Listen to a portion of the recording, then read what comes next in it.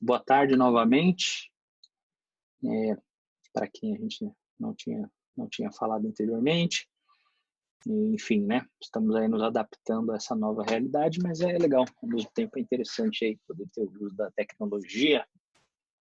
Falando um pouquinho sobre os core components, né? Ou seja, os componentes esperados para um programa de REAB, né?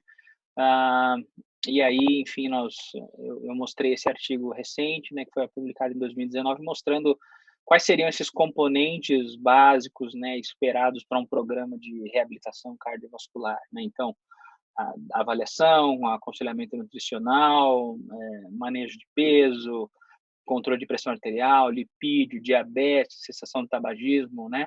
Apoio psicológico, aconselhamento quanto à realização da atividade física e o exercício como treinamento propriamente dito, né? Aí nós falamos sobre essa parte aqui de como ser mais assertivo, né? E aí achei interessante, porque aqui volta para o mesmo slide que a gente já tinha visto, mas acho que agora, depois de ter visto o teste cardiopulmonar, fica mais fácil entender e, de certa forma, eu vou ajudar a responder aqui a pergunta do Gabriel. Não, da Juliana, sobre como estabelecer um treinamento seguro para a frequência cardíaca, né? Então, o que a gente está vendo aqui nesse slide é uma cópia de um dos documentos da ACVPR, né, Associação Americana de Reabilitação Cardiovascular, publicado na JCRP em 2012, que mostra a relação entre as intensidades de treinamento de acordo com os limiares, né? Então, o que ela está mostrando para a gente é assim, olha, esse aqui seria, então, o meu primeiro e o meu segundo limiar. E aí ele está dizendo que, assim, então, entre o primeiro e o segundo limiar, é nesta zona, normalmente, que eu tenho determinado um treinamento de moderada a high intensity, ou seja, alta intensidade. Acima do segundo limiar é sempre alta ou severa, ou muito intensa, né? E abaixo do primeiro limiar eu tenho uma parte moderada e uma parte light. E aí nós falamos até isso, né? E como é que eu faço então para identificar, né? Então, uma forma muito prática que nós usamos para poder identificar onde estariam essas zonas de treinamento, normalmente o que a gente faz eu fiz o exame, então eu fiz o exame do nosso voluntário. Então, eu pego a distância da frequência cardíaca. Por que da frequência? Porque a frequência é um parâmetro que está equivalente ao VO2, mas é um parâmetro que eu consigo monitorar durante o exercício. Então, eu pego a diferença entre os dois valores de frequência cardíaca e vou usar esses valores aí da diferença entre a frequência cardíaca para determinar aonde está o centro, ou seja, o meio entre o primeiro e o segundo limiar. E se eu identificar, então, por exemplo, vamos imaginar que, vamos pegar um exemplo prático. Deixa eu pegar aqui o exemplo que nós usamos vamos pegar o exemplo de algum dos 3 exames aí que nós fizemos, só um pouquinho. Tá aqui. Cadê?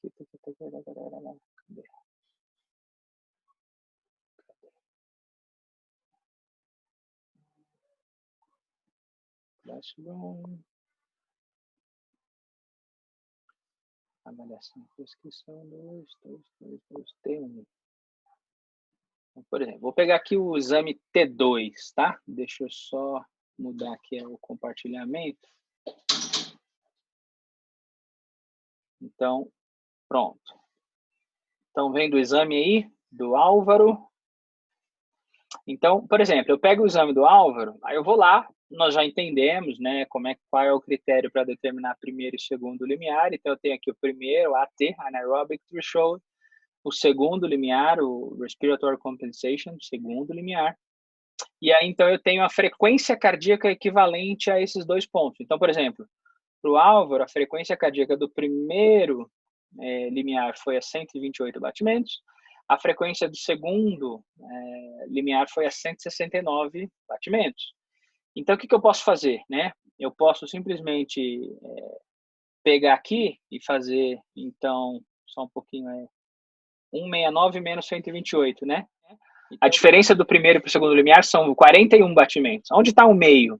O meio são 20,5. né? Ou seja, 20 batimentos é a metade. Então, o que eu poderia dizer, né?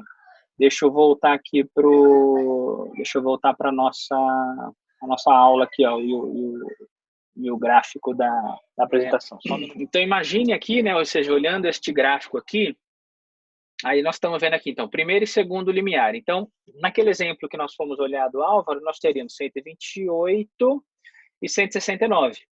Então, essa é a diferença, 41 batimentos. A metade dele seria os 20 batimentos. Então, se eu pegar 128 mais 20 batimentos, 148, eu estou estabelecendo essa primeira zona aqui de treinamento, que é a zona correspondente a uma parte do moderado. Se eu pegar os mesmos batimentos, os mesmos 20 batimentos e jogar para baixo, eu teria uma zona igual, equivalente para baixo, que também faz parte do treino moderado. Tá vendo?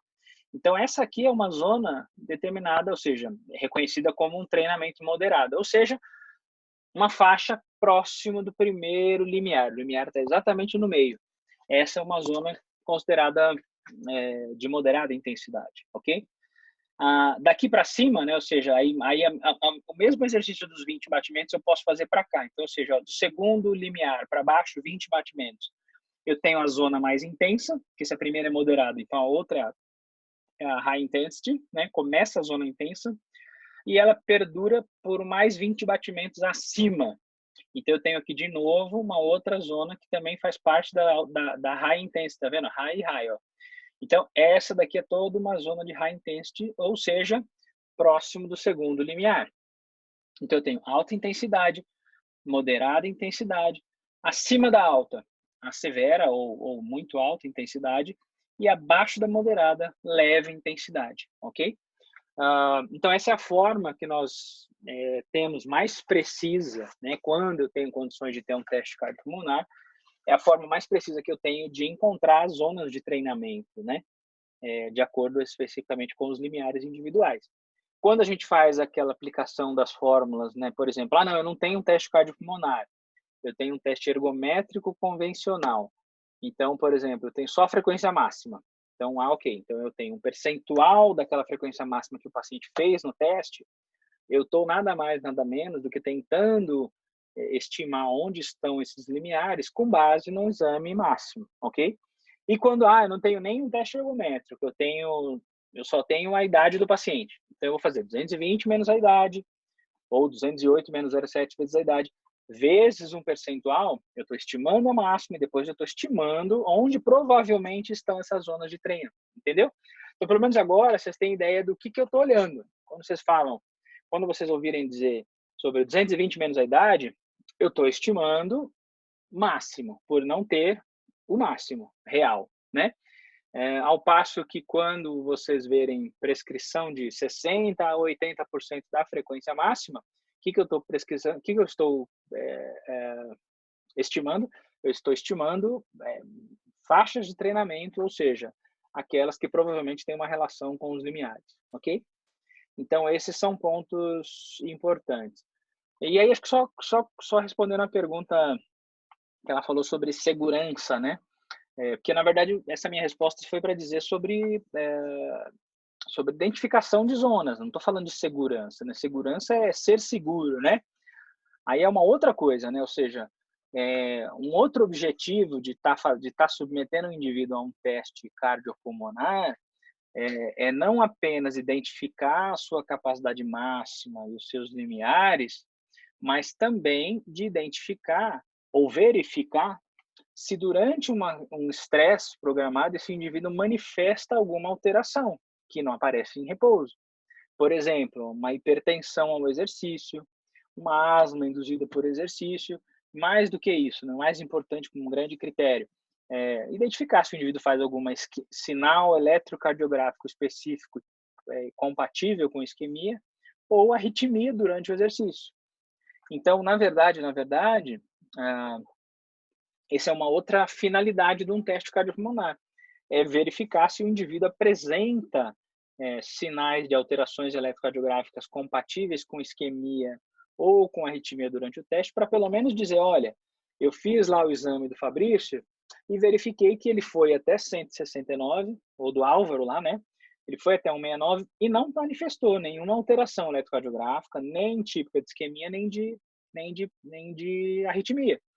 Então, isso não significa nos dizer de que provavelmente, né, provavelmente ele não tenha isso.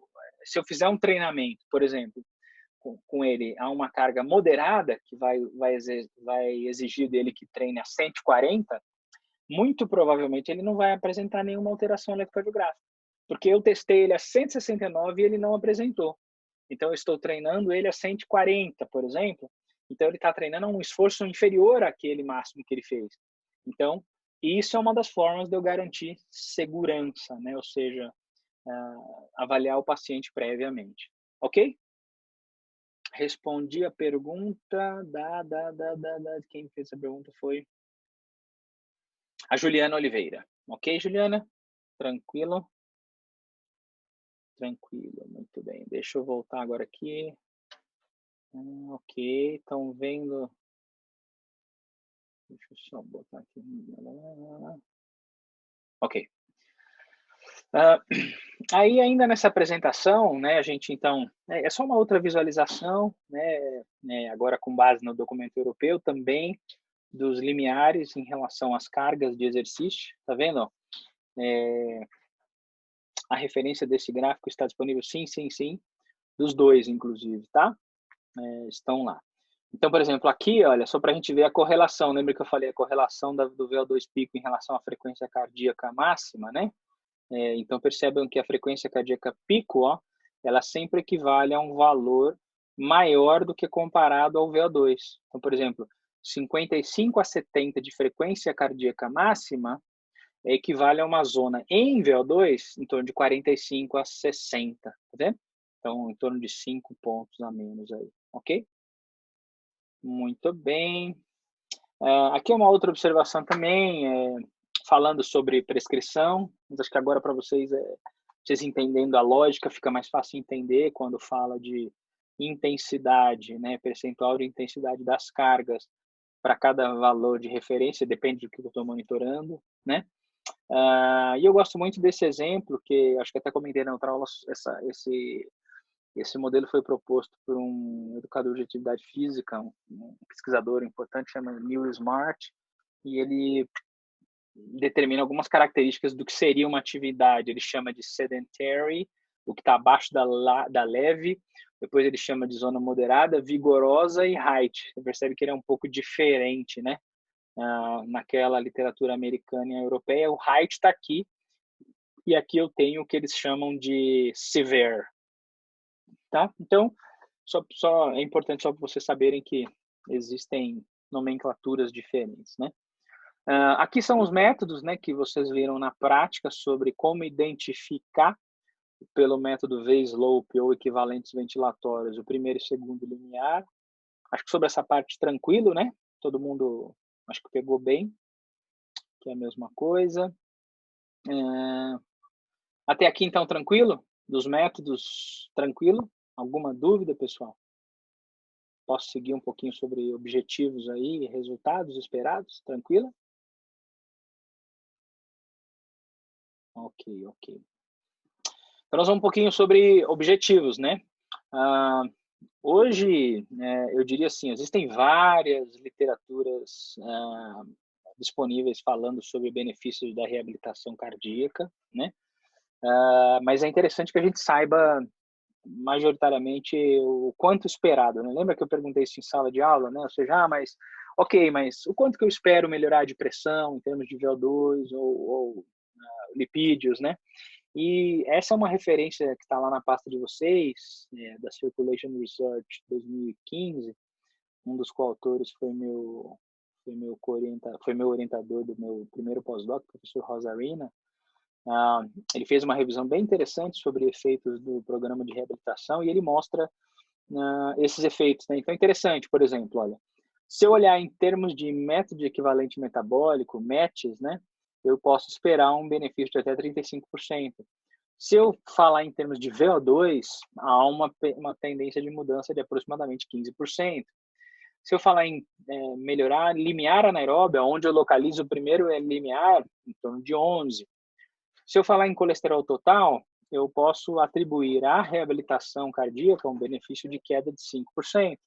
Se eu falar em triglicérides, 15% de redução. Se eu falar em aumentar HDL, aumento de 6%. LDL, aproximadamente menos 2%, a depender da proporção, se é ele absoluto ou a proporção. Reduzir, por exemplo, a proteína C reativa, reduz bastante, 40%. Percebam que o efeito em termos da relação IMC, o BMI, é de menos 1,5, quer dizer, uma relação muito pequena, apesar de que o efeito sobre a gordura é um pouquinho maior, de 5%. Então, de novo, né, se o indivíduo precisa perder 30% do peso corporal, não é o exercício da reabilitação que vai fazer o efeito. Esse indivíduo precisa ter um tratamento global, enfim, senão eu estou prometendo algo que eu não vou cumprir. Melhorar a síndrome metabólica em até 37%, e diversos outros benefícios ainda sem mesma precisão de evidência científica, mas vários outros objetivos que são claramente previstos na literatura: melhorar a depressão, ansiedade, hostilidade, somatização, a melhora psicológica geral, né, estresse relacionado à mortalidade, melhora da qualidade de vida, melhora de comportamento autonômico, melhora, né, do que se chama de exames, né? Esse aqui depois a gente reparou que ele estava dentro da categoria, mas são coisas diferentes, né? Aqui melhora de custo de hospitalização e morbidade e mortalidade hospitalar. Então são benefícios esperados com o programa de reabilitação. É importante que a gente saiba que são as nossas indicações, né? Ou seja, o tamanho do efeito do que eu estou me propondo a fazer em termos de tratamento, né? Então isso é importante, ok? Dúvida até aí? Tranquilo, pessoal? Tudo bem? Vamos seguindo aí. Aí eu falo um pouquinho sobre reconhecendo a evidência. Esse aqui eu queria dar uma parada para a gente poder olhar com calma. Olha, essa é uma meta-análise que o professor Neil Smart fez e que eu acho que é bem interessante, né? É claro que ela é dinâmica, né? Ela foi feita em 2014, não foi depois atualizada. Hoje eu diria que talvez tenha mais evidências científicas para mostrar essas diferenças, né? Mas eu acho ela muito interessante porque ela comparou características de um programa de reabilitação para ver o impacto dessas características no ganho de VO2. Então, ele pegou estudos científicos e, por exemplo, comparou se havia diferença no ganho do VO2 para programas de reabilitação cardíaca que treinavam menos de 3 vezes por semana versus mais de 3 vezes na semana. E olha que interessante. Por exemplo, para essa característica, que é frequência semanal, os programas que treinavam 3 vezes ou menos tiveram um impacto sobre o VO2 maior, 2,3, do que aqueles com mais vezes na semana, 1,9. Claro que aqui não é uma observação direta, mas a gente não pode afirmar que então fazer menos é melhor. Não. Provavelmente, até ele se discute isso no artigo dele, provavelmente aqueles estudos, né, que focavam em programas até 3 vezes na semana eram programas mais bem estruturados, que procuravam fazer mais intensidade. Então, por isso o benefício foi superior, né? Ao passo que aqueles programas que eram muito repetitivos, né, ou seja, os pacientes iam lá fazer 5, 6 vezes na semana, mas faziam com uma intensidade muito leve, de repente isso não teve tanto impacto. Então é interessante, né, se a gente for olhar isso, até 2014, os programas de reabilitação que focavam em programas até 3 vezes na semana tinham um benefício em termos de VO2 melhor, ok? Nós estamos falando especificamente para VO2. Quando a gente fala em duração da sessão, a sessão da duração, aqui isso já inverte. Então, programas com duração superior a 35 minutos foram melhores para ganho de VO2 do que aqueles com duração inferior a 35 minutos, ok? A mesma coisa, duração de programa. Então, programas com duração de até 12 semanas tiveram uma influência maior no VO2 do que aqueles programas com mais do que 12 semanas. Provavelmente a mesma explicação do primeiro, né? Ou seja, talvez aqueles programas que eram para ser realmente programas mais longo prazo tinham uma menor preocupação sobre como o que fazer, né? porque os pacientes iam ficar um tempo mais longo mesmo, então, diferente daqueles que tinham um tempo menor, então houve uma preocupação maior em oferecer mais intensidade, mais duração, enfim, fato é que aqueles com 12 semanas ou menos foram melhores, né? Quando a gente olha gasto energético, olha que interessante, aí aqui tem super a ver com intensidade. Aqueles que gastam mais energia, então os programas que no seu gasto energético semanal ou total do programa gastavam mais, eram melhores. Então, ou seja, estamos falando a favor de intensidade, né? E aqui embaixo, quando eu comparo intensidades, é a mesma coisa. Ou seja, se eu comparo high com vigorous, né? O high foi melhor do que o vigorous, né? E se eu comparo o moderate com low, o moderate foi melhor do que o low.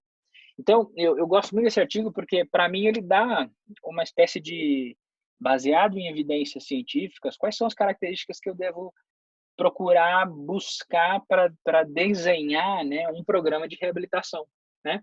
Eu diria, olha, então, se eu for fazer um programa de reabilitação, não precisa fazer um programa com que atenda mais de 3 vezes na semana, foque em 3 vezes na semana, não há necessidade de fazer 12 semanas, foque em um programa de até 12 semanas, mas, de novo, faça um programa 3 vezes na semana por até 12 semanas com alta intensidade, ou seja, tente priorizar treinamentos com maior intensidade, que provavelmente você tá colocando as melhores características em termos de melhorar VO2. De novo, isso se o objetivo maior for melhorar VO2, ok? Tranquilo, né? Bem interessante esse artigo aí. E aí, falando em evidências mais recentes, né? Esses são os artigos, esse é o artigo mais recente, né? São os artigos mais recentes. Esse aqui é o resumo, na verdade, de 3 importantes meta-análises. Olha, essa foi publicada em 2019, essa em 2016, essa em 2019 também, mostrando a evidência científica final, né, em algumas populações. Essa daqui especificamente em insuficiência cardíaca, essa daqui especificamente em doença coronariana, tá? Essa daqui, deixa eu ver aqui, não estou com ela colocada aqui, mas ela falando um pouquinho sobre a evidência científica, só não me recordo agora aqui. Tá aqui do lado, ó. Também para doença coronariana, essa foi uma revisão daquela primeira, dessa anterior aqui. Tá? Então, basicamente, seriam 2 grandes grupos, insuficiência cardíaca e doença coronariana. O que a gente percebe? Né? Ou seja, eu estou procurando trazer aqui para vocês, né? Ou seja, o que tem de mais novo? Né? Ou seja, a meta-análise mais recente, ambas publicadas pela Cochrane, né? O que elas têm hoje de evidência, né? Então, as principais evidências hoje para a insuficiência cardíaca seria, né, o benefício relacionado à admissão hospitalar em 12 meses, né? Essa foi a grande mudança. Então, esse 0,70 significa 30% de redução, né, ou de proteção aos indivíduos que participam de programa de reabilitação, ok? Então, a admissão hospitalar em 12 meses de um paciente que participa de um programa de reabilitação cardiovascular ele tem 30% menos chance de internar. Quando eu olho qualidade de vida, também, né? Então, ele tem uma proteção em torno de 7,11, né? Quer dizer, 7 vezes mais do que o grupo que não participa. Seja isso olhado pela escala do Minnesota ou outras escalas, ok? Aqui também, ou seja, tanto para até 12 meses ou mais do que 12 meses. Então, realmente, para a qualidade de vida, faz toda a diferença para pacientes que participam de programa de reabilitação baseado em exercício, tá? Essas que são grandes evidências aí e que a gente pode dizer que realmente, olha, os indivíduos que participam vão ter realmente uma redução da hospitalização e vão ter realmente uma melhora da qualidade de vida. Agora, essa última meta-análise ela já não mostra o mesmo resultado, por exemplo, para a mortalidade. Por quê? Porque se a gente olhar aqui, apesar de 0,88, que é um efeito médio de redução de 12%, né, que é o quanto vai para 1, mas metodologicamente falando, a gente não considera redução porque, infelizmente, ele toca reta. Ele teria que ser menor do que 1 aqui, ó. Então, tem uma tendência, sim, principalmente a longo prazo, né, mais do que a curto prazo. Porém, à luz da ciência, a gente hoje não pode dizer que reduz mortalidade, Porém, olha que interessante, né? Apenas 6 estudos avaliaram esse desfecho, né? Então, são poucos estudos que estudaram mortalidade, ao passo que 21 já estudaram hospitalização, né? Então, isso é um dado interessante. Já quando a gente vai para coronariopata, é o grande grupo, né? Ou seja, a grande população que tem sido estudada com reabilitação. E aí, nesse grupo, sim, olha, a gente vê efeito na mortalidade, é uma redução aí de aproximadamente 1 menos 74, então são 26% de redução. Percebe que ele fica abaixo de 1, então tem um efeito protetivo importante. Tanto para períodos de 12 a 36, como mais de 3 anos. Interessante que ela não impacta tanto a mortalidade a curto prazo, né? Mas mais de 12 meses, sim. Então, isso é algo que o paciente coronariopata precisa participar de um programa de reabilitação que realmente você está impactando em mortalidade dessa população, ok? Esse outro gráfico, que é essa outra figura que é a continuação da anterior, ele mostra né, o efeito para hospitalização, aí a mesma coisa, né, ou seja, um efeito positivo para hospitalização, uma redução de aproximadamente aí 12%, 18%, perdão, tá? Considerando todas as admissões e de 35% considerando aquelas de 6 a 12 meses, né? Então, o indivíduo que participa de programa de reabilitação vai internar menos, sim, é algo que a gente pode esperar, tá? Então, isso é importante para que, do ponto de vista de evidência, né? Ou seja, fazendo a prescrição da forma correta, a indicação para aqueles que realmente precisam, né? Esses são são grupos que realmente vão se beneficiar do programa da reabilitação, ok? Eu vou passar um pouquinho mais à frente aqui, olha, só para pincelar algumas coisas interessantes. Eu tenho aqui são mais 6 slides apenas, tá? Eu sei que já está dando o horário aí de vocês, se vocês puderem, que eu puder ficar até às 6 horas, só para a gente poder falar um pouquinho sobre diferenças e similaridades do paciente para reabilitação pulmonar, né? Então, vocês viram que a gente, né, foi entender o conceito lá no paciente no indivíduo saudável, aplicou um pouco isso no paciente cardiopata, e agora falando um pouquinho dos pacientes com doença pulmonar, né? Mas aí vem a pergunta, né? Tá, mas esses pacientes se beneficiam também de programas de reabilitação baseado em exercício? Sim, esses pacientes se beneficiam, né? São diversos os documentos, os mais recentes desses guidelines eu já compartilhei lá na pasta com vocês, tá? Principalmente os 18, 17, 15 estão lá, tá? São os documentos que norteiam, né, o programa de reabilitação pulmonar nessa população. Mas mais especificamente, né, quer dizer, alguns estudos que eu separei e que vocês vão ter acesso a todos eles lá, que mostram algumas informações interessantes, só para vocês terem ideia. Esse aqui é um artigo de uma pesquisadora brasileira, né, a professora Graziela Sbruzzi, que é lá de Porto Alegre.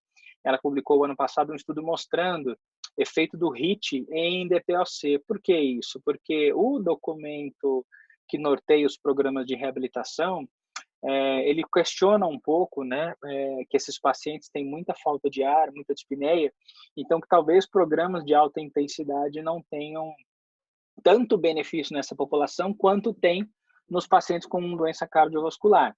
E enaltecem, né, um outro ponto que, igual o paciente cardiovascular, é super importante o componente de exercício resistido, mas que para esses pacientes com doença pulmonar é ainda mais importante porque boa parte da limitação ao exercício desses pacientes vem da perda da força muscular, né?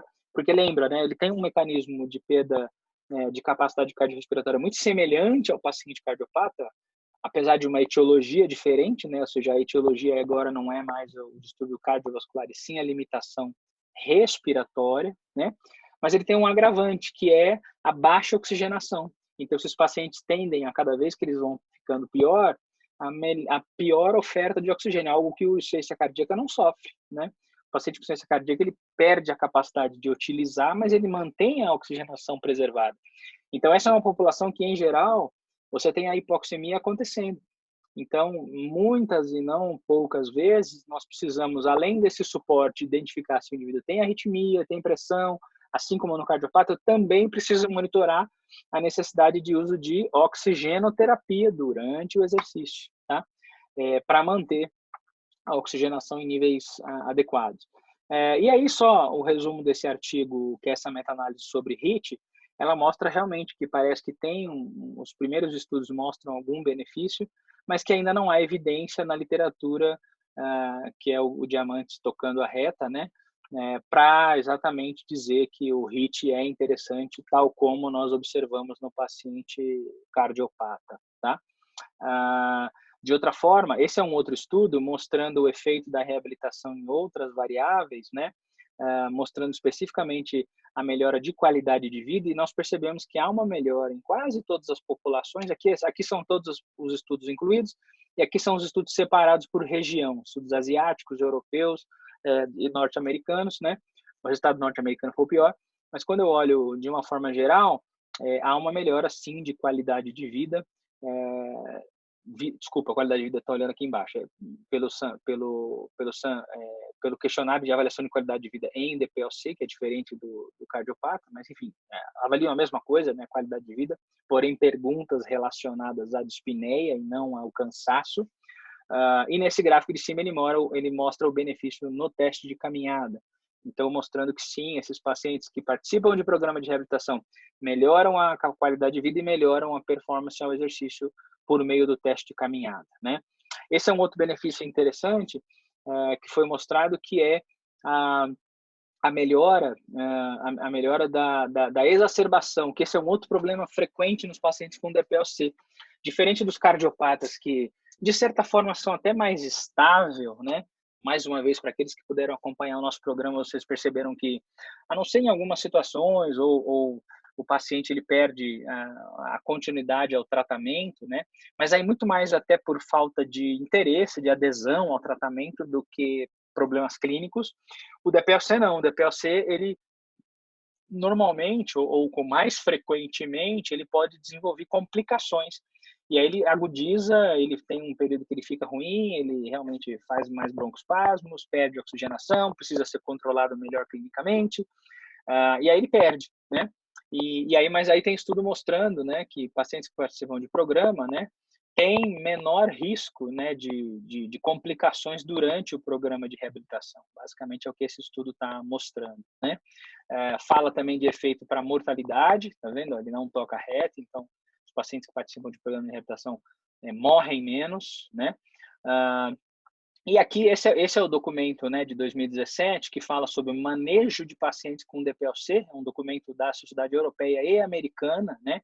E a gente percebe aqui, olha, que para pacientes hospitalizados com exacerbação da doença pulmonar, então, número 6, ó, sugere-se o início do programa de reabilitação em até 3 semanas após a alta, ó, tá vendo, ó? Então, ele tem uma recomendação hoje do documento para que esses pacientes procurem programa de reabilitação, né? E aí, só fazendo uma comparação, né? Lembra daquele mesmo organograma que nós usamos, mas aí colocando um ao lado do outro, a gente percebe algumas diferenças, né? Tá vendo, ó? Então, aqui nós temos algumas outras preocupações, né? Aqui os pacientes vão fumar, então você precisa ter um programa para fazê-lo parar de fumar. Aí você tem que ter otimização terapêutica, que é um problema sério. Esses pacientes, em determinado momento, precisam tomar mais os beta-bloqueadores, para fazer uso da bombinha, tomar o corticoide. Esse é um problema sério. Tentar detectar previamente que ele vai ter uma exacerbação para prevenir isto, né? E aí você ajusta o tratamento da reabilitação baseado nisso. Fazer o manejo da dispneia, orientação para que ele saiba como lidar com a falta de ar que ele vai ter que conviver, né? A reabilitação propriamente dita, aumentar o nível de atividade física na vida diária, melhorar a composição corporal, e aí esses pacientes, diferente desse, que são mais obesos, aqui você tem pacientes muito emagrecidos na sua maioria, então há uma preocupação, por exemplo, de procurar um nutricionista para ganho de massa magra, é extremamente importante. O apoio psicológico é importante nos dois, mas aqui também aparece, né? E lembrar que, diferente daqui que a gente tem do cardiopata, que a gente tem aquela fase de treino e que depois ele recebe alta, neste outro caso aqui, eu tenho uma preocupação, que é manter esse paciente em reabilitação o resto da vida, né? Então, é o que eles chamam de tratamento avançado, né? Como é que eu faço para dar vaga para outro paciente, fazer programas de manutenção? porque a gente sabe que o benefício desses pacientes aparece à medida que eles se mantêm no programa. Uma vez que eu interrompo o programa, teoricamente, isso pode ser perdido, esses benefícios. Então, isso é extremamente importante, né?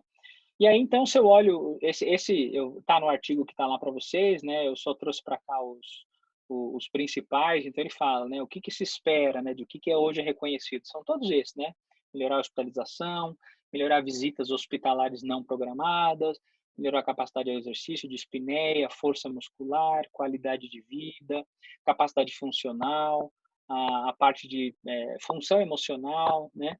A parte de autoconhecimento, o controle do tratamento. Então, são objetivos extremamente esperados aí dessa população de uma forma geral, né? Ah, então, acho que de uma forma geral era isso, né?